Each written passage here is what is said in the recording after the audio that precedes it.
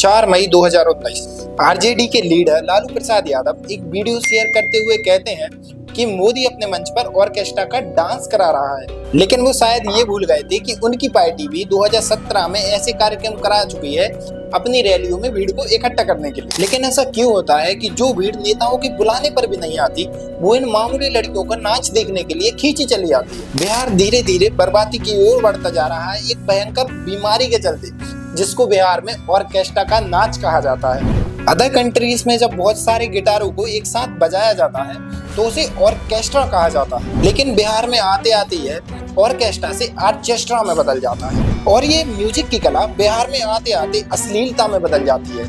बिहार के अलावा भी कई सारे स्टेट्स हैं जहां पर ये कार्यक्रम होते रहते हैं, लेकिन बिहार में ये ऑर्केस्ट्रा का डांस एक महामारी का रूप ले चुका है। अब इस वीडियो को देखो, जहां ये लड़की नाचते नाचते इतनी भीड़ के बीच अपना घाघरा उठा देती है।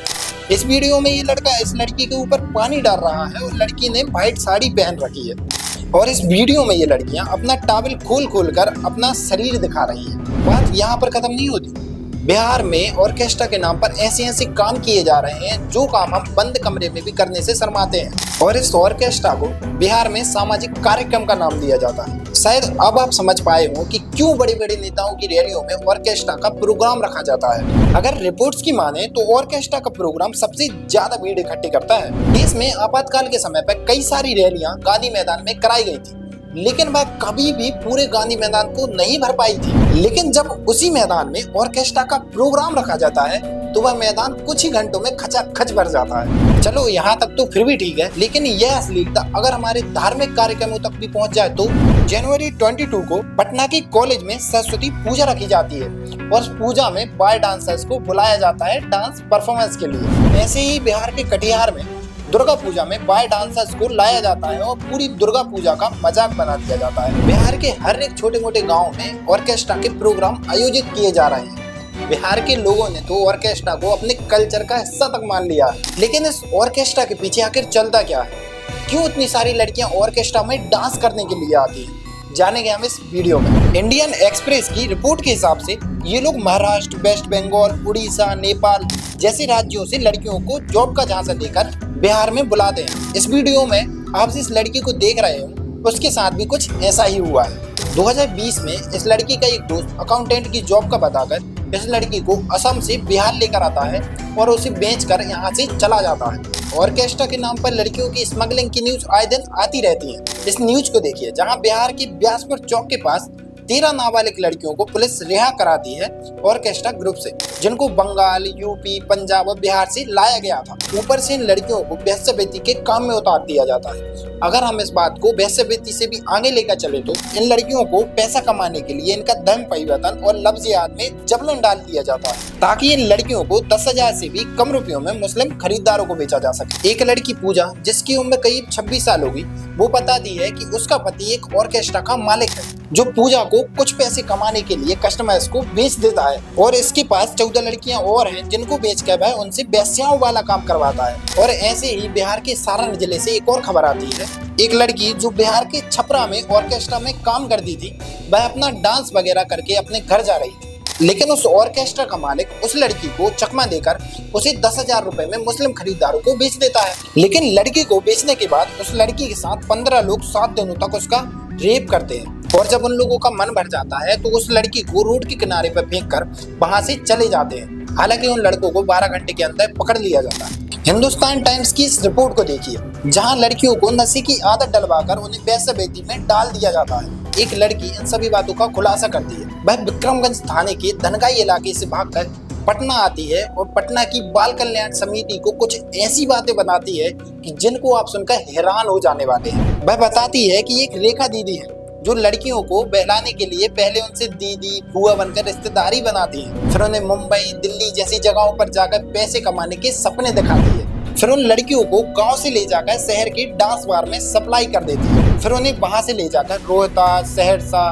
किशनगंज, बेतिया जैसी जगहों पर ले जाकर उन्हें वेश्या बना दिया जाता है। अगर कोई लड़की कस्टमर से संबंध बनाने के लिए मना करती है तो उन्हें बाउंसर से कहलवा कर बहुत मारा जाता है, फिर उन्हें नशे की दवा देकर उनसे देह व्यापार कराया जाता है। लेकिन हमेशा ऐसा नहीं होता कि हर लड़की को यहाँ पर सप्लाई करके लाया गया हो। कई लड़कियां यहाँ पर अपनी मर्जी से भी आती हैं पैसा कमाने के लिए। इनका नाम है पूजा।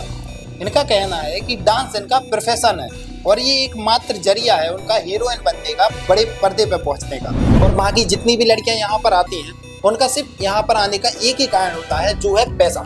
क्योंकि एक डांस परफॉर्मेंस के बदले उन्हें 4-5 हजार रुपए आराम से मिल जाते हैं। श्रीकांत सौरभ बताते हैं कि सिर्फ चंपारण और सारण जिले के अंदर ही हजारों ऑर्केस्ट्रा ग्रुप काम करते हैं। ऐसी एक कंपनी है राजधानी एंटरटेनमेंट, जो पटना की सबसे पॉपुलर ऑर्केस्ट्रा कंपनी है, जिसके ओनर बताते हैं कि इन सभी लड़कियों को ना स्मोकिंग करना अलाउड होता है और ना ड्रिंक करना अलाउड होता है और ना किसी भी कस्टमर के साथ अपना नंबर एक्सचेंज करना अलाउड होता है। इसके बदले ओनर उनके रहने और खाने की व्यवस्था करते हैं और एक परफॉर्मेंस के उन्हें 3 से 6 हजार रुपए देते हैं। लेकिन गरीबी ऐसी चीज होती है जो इन सभी लड़कियों को ऐसा काम करने पर मजबूर कर देती है। यह तो फिर भी ठीक है, लेकिन इस ऑर्केस्ट्रा ग्रुप में कई ऐसी लड़कियां काम करती हैं जो नाबालिग हैं, जिनकी उम्र 18 साल से भी कम है। लेकिन इन लड़कियों की जिंदगी इतनी आसान नहीं होती, जो कि ये कानूनन जुर्म है। कई बार इन लड़कियों को डांस के दौरान यहाँ वहाँ पे प्राइवेट जगहों पर छुआ जाता है। 2016 में एक मूवी आई थी जिसका नाम था अनारकली ऑफ औरा। यह मूवी बिहार की डांसर्स के ऊपर बनाई गई थी,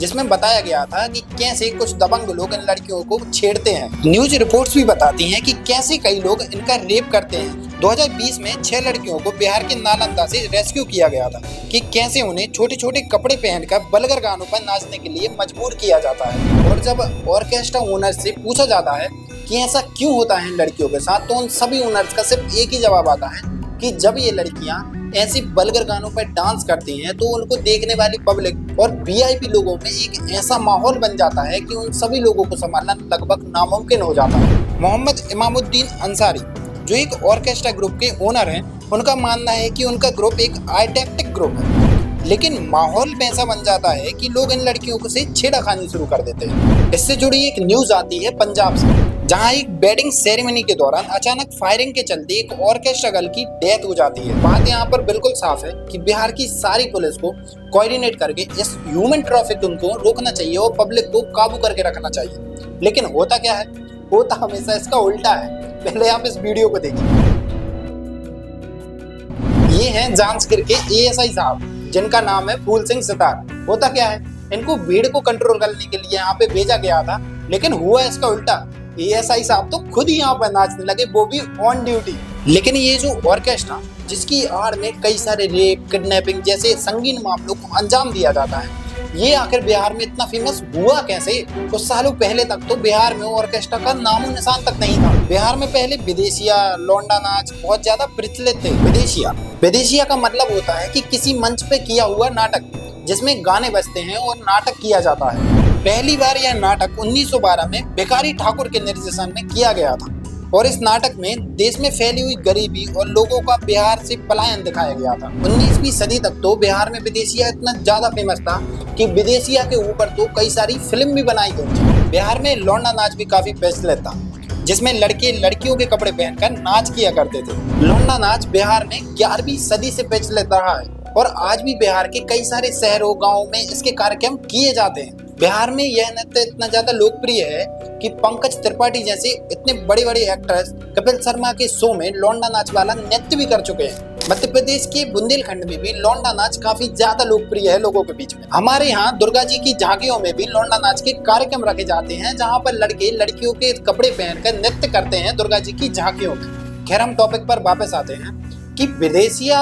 और लौंडा नाच से ही कहीं ना कहीं प्रेरणा लेकर बिहार में ऑर्केस्ट्रा की नींव रखी गई थी। ऑर्केस्ट्रा के शुरुआती समय में लड़कियां बॉलीवुड और भोजपुरी के गानों पर नृत्य किया करती थी, लेकिन समय के साथ साथ बिहार में ऑर्केस्ट्रा इतना ज्यादा फेमस हो गया कि पूरे बिहार का कल्चर बदलने लगा। ऑर्केस्ट्रा के चलते गांव-गांव के मेलों में इसके कार्यक्रम होने लगे। इसके पहले ऑर्केस्ट्रा के प्रोग्राम रखे जाते थे, लेकिन इनको सिर्फ जमींदार, नेता वगैरह धनी लोग ही देखा करते थे। लेकिन धीरे धीरे ऑर्केस्ट्रा आम लोगों के लिए भी चालू हो गया। 2000 के आसपास ऑर्केस्ट्रा बिहार में फेमस तो था, लेकिन उस समय पर लड़कियां अच्छे और सभ्य कपड़े पहनकर और बिना किसी वल्गर गाने पर नृत्य किया करती थी। लेकिन समय के साथ साथ लड़कियों के कपड़े छोटे होने लगे, डबल मीनिंग सॉन्ग पर डांस होने लगे ऑर्केस्ट्रा के जरिए। लेकिन ऑर्केस्ट्रा का बिहार में फेमस होने में सबसे अहम रोल भोजपुरी गानों ने निभाया। 1963 में पहली भोजपुरी फिल्म सिनेमा में रिलीज हुई थी, जिसका नाम था गंगा मैया तोहरे प्यारी चढ़ाई।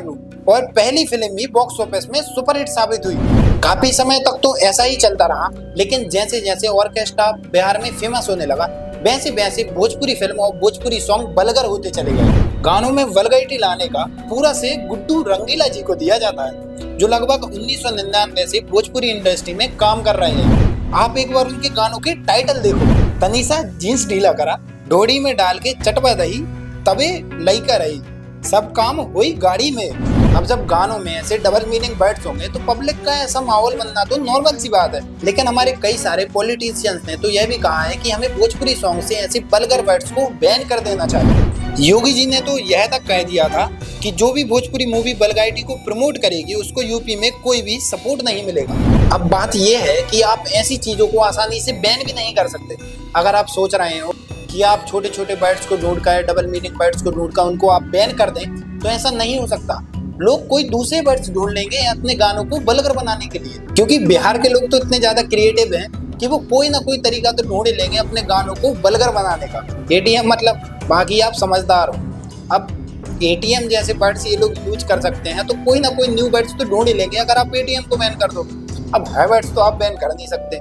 तो बिहार के लोगों का ये तो मानना पड़ेगा कि वो बहुत ही क्रिएटिव लोग हैं। खैर, आज की वीडियो को हम यहीं पर खत्म करते हैं। अगर आपको ये वीडियो अच्छी लगी हो तो हमारे चैनल को सब्सक्राइब करें, वीडियो को लाइक करें और वीडियो को ज्यादा से ज्यादा लोगों तक शेयर करें। आप लोगों का बहुत बहुत धन्यवाद। जय श्री राम, जय हिंद, जय भारत।